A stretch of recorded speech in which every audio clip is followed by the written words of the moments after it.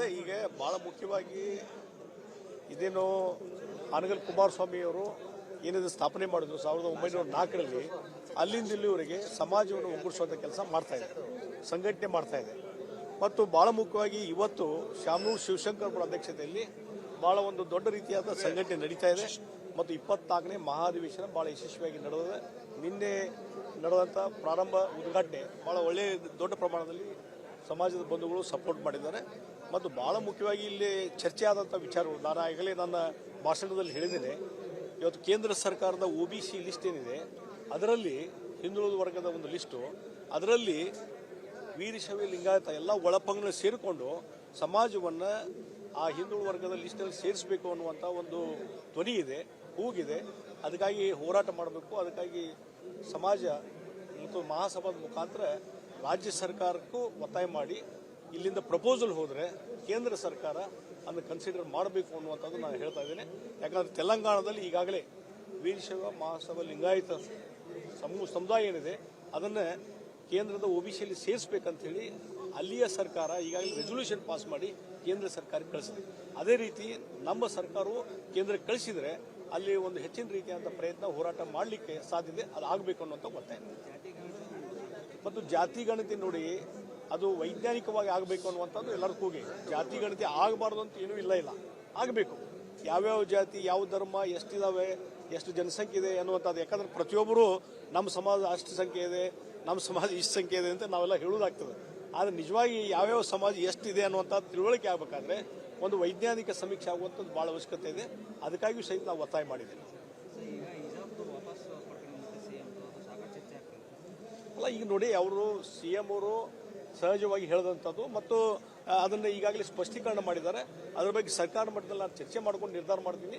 ಇನ್ನೂ ಯಾವುದೇ ನಿರ್ಧಾರ ಮಾಡಿಲ್ಲ ಅಂತ ಸ್ಪಷ್ಟವಾಗಿ ಸ್ಪಷ್ಟೀಕರಣ ಕೊಟ್ಟ ಮೇಲೆ ಮತ್ತೆ ಅದನ್ನು ಚರ್ಚೆ ಮಾಡುವಂಥ ಅವಶ್ಯಕತೆ ಇಲ್ಲ. ಅಲ್ಲ, ಮತ್ತು ನಾ ಯಾವ ಸ್ಪರ್ಧೆ ಮಾಡಿಲ್ಲ ಲೋಕಸಭೆಗೆ. ನಾ ಮೊನ್ನೆ ಹೇಳಿದಿಲ್ಲ, ಮುಖ್ಯಮಂತ್ರಿಗಳು ಮನೆಗೆ ಬಂದಾಗ ಅವತ್ತು ಹೇಳಿದೆ ನಾನು ಆಸ್ಪರೆಂಟ್ ಅಲ್ಲ ಅಂತ ಸ್ಪಷ್ಟವಾಗಿ ಹೇಳಿದ್ದಲ್ಲ, ಹೇಳ್ಬಿಟ್ಟಿಲ್ಲ. ಸಿದ್ದರಾಮಯ್ಯ ಸಮರ್ಥನೆ ಮಾಡ್ತೀರಾ ಸರ್? ಅಲ್ಲಿ ಅವರಿಗೆ ಸ್ಪಷ್ಟೀಕರಣ ಅವರ ಕೊಟ್ಬಿಟ್ರೆ ಮತ್ತೆ ಸಮರ್ಥನೆ ಇಲ್ಲದೆ ಇರುವಂತ ಪ್ರಶ್ನೆನೇ ಇಲ್ಲ.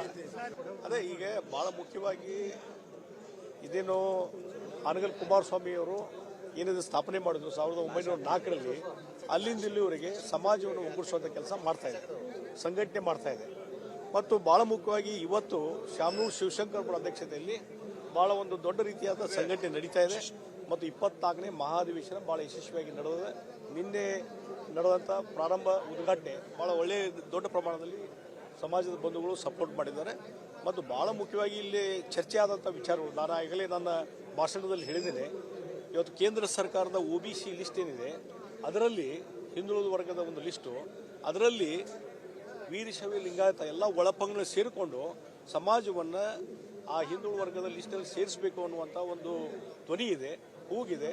ಅದಕ್ಕಾಗಿ ಹೋರಾಟ ಮಾಡಬೇಕು. ಅದಕ್ಕಾಗಿ ಸಮಾಜ ಮತ್ತು ಮಹಾಸಭಾದ ಮುಖಾಂತರ ರಾಜ್ಯ ಸರ್ಕಾರಕ್ಕೂ ಒತ್ತಾಯ ಮಾಡಿ ಇಲ್ಲಿಂದ ಪ್ರಪೋಸಲ್ ಹೋದರೆ ಕೇಂದ್ರ ಸರ್ಕಾರ ಅದನ್ನು ಕನ್ಸಿಡರ್ ಮಾಡಬೇಕು ಅನ್ನುವಂಥದ್ದು ನಾನು ಹೇಳ್ತಾ ಇದ್ದೇನೆ.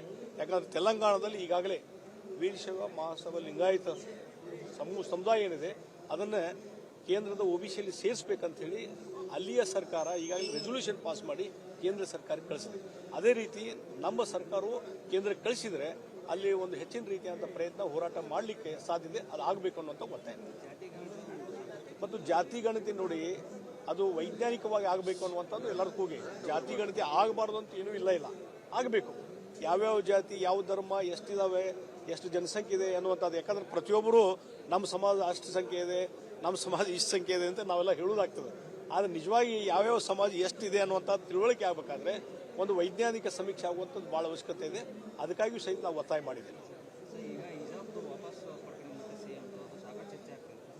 ಅಲ್ಲ, ಈಗ ನೋಡಿ ಅವರು CM ಅವರು ಸಹಜವಾಗಿ ಹೇಳಿದಂಥದ್ದು ಮತ್ತು ಅದನ್ನು ಈಗಾಗಲೇ ಸ್ಪಷ್ಟೀಕರಣ ಮಾಡಿದ್ದಾರೆ. ಅದರ ಬಗ್ಗೆ ಸರ್ಕಾರ ಮಟ್ಟದಲ್ಲಿ ನಾನು ಚರ್ಚೆ ಮಾಡ್ಕೊಂಡು ನಿರ್ಧಾರ ಮಾಡ್ತೀನಿ.